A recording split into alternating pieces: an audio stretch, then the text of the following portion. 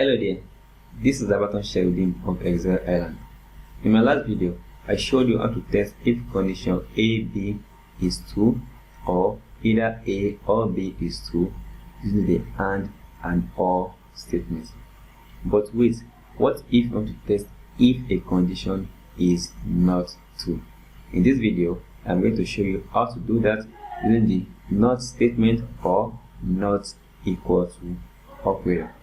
But before we get started, if this is the first time in my channel and you love to be a Microsoft Excel Pro with straight to the point tutorials, consider subscribing to my channel and turn on the notification bell to know when I drop new content every Wednesdays and Sundays. So let's jump to Microsoft Excel and get started.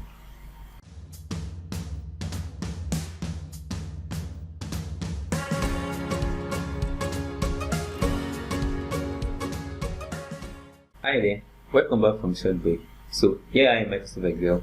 I populated this condition column with either dry or wet using the if and or statement.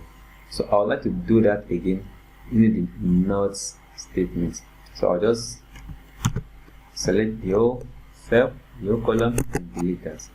Then I'll come back, I'll type equals if, then not. So logical test, if this content of this cell is not equal to 0, with a parenthesis, comma, so value if true, if that condition is met, I want it to be what? To be wet. I can just start with anyone. I will bring in a comma again, then value if false, I want that to be dry. Oops, error there. I have simply just select a single column instead of a double column, then shift parentheses and I click enter. See, boom. So I've just achieved same conditions using the not statement, and I can just copy that down. It is working fine.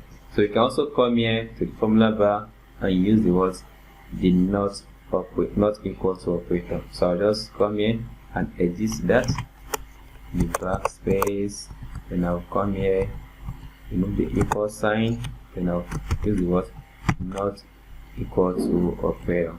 When I hit enter, it should work fine. Boom, you can see it is working absolutely fine. I'll just double click that to fill that down column again. So here it is. To test if a condition is not true, we use the not statement or the not equal to operator.